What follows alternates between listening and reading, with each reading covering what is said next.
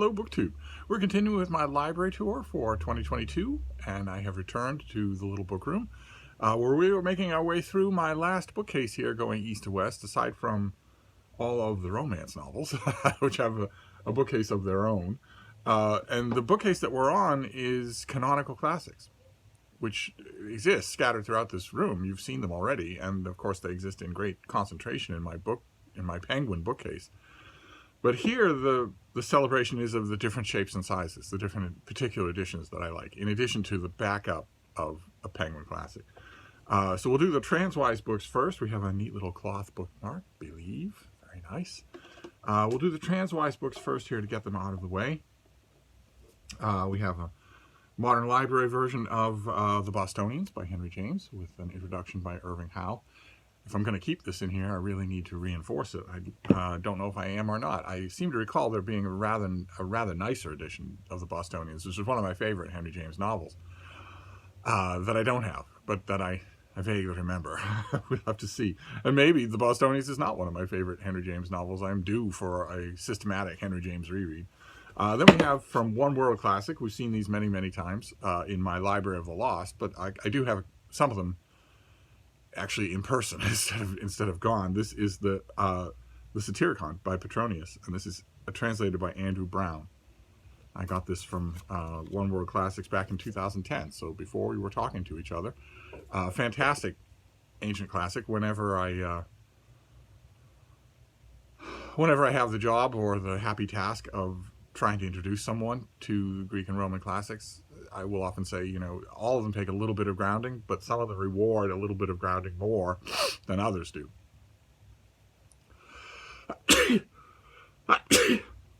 And the Satyricon is one of those, so and I like this translation very much. Then, speaking of translation, we have two different translations of the same slim seminal classic. This is The Sorrows of Young Werther by Goethe. And this is, I have the Modern Library edition, which is translated by Burton Pike, and which I cut mainly for this absurd cover. And then I have the W.W. Norton edition translated by Stanley Corngold, a better translation and a better cover, but I couldn't resist. I have, as you're going to see, I have a weakness for canonical classics that are issued with weird covers, the covers that don't make any sense. I have a weakness for that. Then we'll keep going with the Transwise books here. This is the Wayne Rebhorn translation of Boccaccio's Decameron in a neat little trade paperback, which I loved. I wonder if there's any documentary proof of that fact. Is there? Yes, there is. I reviewed this for the Quarterly Conversation, and they were good enough to put me in there. Then we have one of these hardcover Penguin classics of Pride and Prejudice. These things are just lovely. I think they're just great. You just get the naked hardcover with the built-in bookmark there, and the ones that I got from the publisher, I got a bunch of them from the publisher, and they came with this wraparound piece of paper on it that I have removed from most of them, because it's just going to get ripped and torn and destroyed anyway. But this one I kept because the quote that they chose to put on it is, "Are the shades of Pemberley to be thus polluted?" It's like Lady Catherine de Bourgh in full wrath. I had to leave that on there. As long as it'll last, I'll leave it on there. Then we have the Modern Library edition of Kim with an introduction by Pankaj Mishra. Again, a somewhat odd cover, and so I kept it. When I've had many other options for Kim, I kept that one.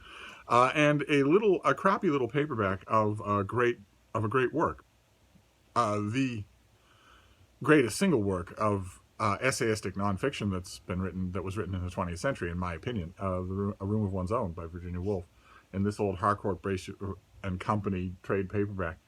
I have seen much prettier editions of this book, and probably much more durable ones. I just haven't bothered to get one, that's all. So this is the one it's a placeholder.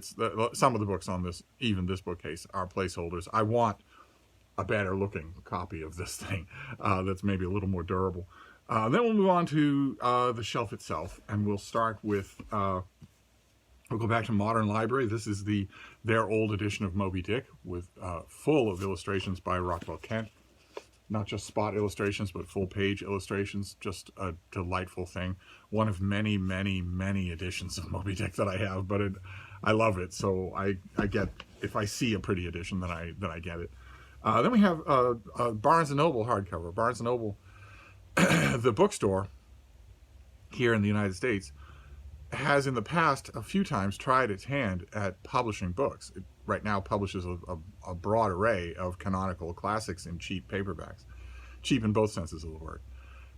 Specifically designed so that their thinking is shark-like but very confirmed, is that if your teacher assigns your high school class the task of reading Wuthering Heights, and you create a paperback edition of Wuthering Heights that's $1 cheaper than anybody else's edition of Wuthering Heights, then that's the one that students will go and buy. Why that practice still exists when there is Project Gutenberg, I do not know. Every one of the students that rush into retail brick and mortar bookstores at the beginning of every season in order to buy their books for their English class are digital natives. Every one of those are digital natives, so I don't know what's going on there. But Barnes & Noble's are hardcover classics. We've seen a few of them. Some of them are quite pretty. And I don't think they make hardcover classics anymore except for their big leather-bound editions, which are really nice as well, but aren't usually individual works. They do have a run of little individual works. But this is when they just made a normal hardcover and with a normal dust jacket.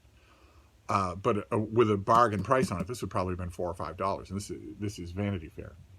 Lovely thing with a lovely cover, deckled edges. Just this has illustrations as well. Just it's the Vanity Fair that I absolutely want. I don't care if it's my old store. Then we have another Modern Library edition. This is one of their giants. This is the Poems and Plays of Robert Browning. The ugly thing, but not what's inside. I dearly, dearly love what's inside. Then we go from Modern Library to Everyman's Library. This is their two volume Old Testament and New Testament. I go back to a lot. Again, the Old Testament and the New Testament, the Bible just itself, is also represented liberally in this room. Then we have a fairly new addition to this shelf. This is a slightly oversized edition of The Scarlet Letter with Barry Moser illustrations all throughout. Let's see. Yeah, there we go. Full page illustrations all throughout. All of these, are they engravings? I'm a big fan of Barry Moser, and I don't know that this thing was ever in paperback, but when I saw it in hardcover just recently at the Brattle, I remembered having seen it in the bookstore and I passed on it at the time, but it's the Scarlet Letter that I want. So when it came to me a second time, I grabbed it. Then we have the old Aventine Press. This is just lovely. The Leaves of Grass by Walt Whitman. Again, with the deckled edges, just a bigger thing here that allows me not only the room to just think about these poems, but it also, these bigger hardcovers that aren't Penguin Classics allow me the freedom to tip in all sorts of reviews and think pieces and whatnot, which is what I use a lot of these books for. Then we have the Peviar and Volkonsky translation of War and Peace, a great big honking hardcover that has again the deckled edges. I have a sweetness for the deckled edges. I have the Peviar and Volkonsky War and Peace in a paperback, and I have many in this book. In this room, I have at least one copy of every major English translation that has ever been done of the unabridged War and Peace. And those of you who don't know, Hannah at Hannah's Books is doing a read-along of War and Peace. If I remember, I'll try and leave a link to her first video there, so that if you were interested in reading along, you can. And speaking of BookTube read-alongs, our next books are the Alan Mandelbaum translation of Dante's Divine Comedy in these beautiful hardcovers, also with illustrations, also by Barry Moser. These also allow me to tip in all sorts of documents, but these are just fantastic illustrations, just fantastic. Some of them disturbing, and all of them very, let me get you another one here, all of them very conceptual and surrealistic. Very, very neat. I love Mandelbaum's notes and apparatus. And I'm also kind of fond of his actual translation. And the reason I mentioned read-alongs is because Tom at Tom LA Books is doing a famous read-along for BookTube of the Divine Comedy, canto by canto. He's in paradise right now. But if you've missed that series, I'm sure that he has a playlist. And if he doesn't, I'm sure that somebody has made a playlist of it. You can start right at the beginning, and you'll never have a better guide. Even Virgil. You'll just let him walk you through the Divine Comedy. Then we have the old Courage Books imprint. I love these things. They're big bricks. This is their complete Mark Twain, Volume 1 and Volume 2, that has a lot. I'm not sure that even this is complete, but it has a lot. And I love them. Despite the fact that the introduction is by Kurt Vonnegut, I love them anyway. There have been many collections of Mark Twain over the century. Many. The Family Mark Twain was the best-selling one, probably is still. But there are lots and lots of others, and these are the ones that I like. And that's what this shelf is all about. This shelf is not about uniformity of edition or anything, or even depth of scholarship. These are the ones that I like. Then this next one is also a relatively new arrival here. This is the Sherwood Anderson Reader. I like this author quite a bit, but I don't know that I like him well enough for anything more than a reader. I don't know that I want a whole shelf of Sherwood Anderson, but I definitely wanted this thing. Not just for, I mean, I've dipped my toe back in some of his works, some of which I hadn't read in decades, and found a lot more there. So he is on my list. He is on my list for a serious reread. Same thing with Henry James. Same things with a steady roster of authors. And then finally, a slightly oversized thing. Does this have the disc in it? Yes, it does. This is the great Helen Vendler. This is her book on Shakespeare's sonnets. She's done a few books like this on separate poems. Her book on Keats is an absolute must-have. But this is just brilliant. And you get the sonnet with the original printing, and then a cleaned up, version of that, and then you get her commentary on each one, plus a long introduction. Just a must-have Shakespeare volume, I think. And there you go. Now, looking at this shelf, right, we want the two tall books at the end, so as to facilitate crosswise stacking. Don't want them getting in the way, do we? No, we don't. All right. So Browning can go over here. Then all of a sudden, this spot is wide enough for our books to go right there. There we go. Okay. Well, that is this shelf. I'm going to do a little bit of rearranging. That's one of the things that I'm really loving this library tour for, is that it's prompting me to do some rearranging. That will work, yes. But I have to recover. I have to get up off the floor, but I will recover, and we will go on to the next shelf tomorrow. Thank you, BookTube.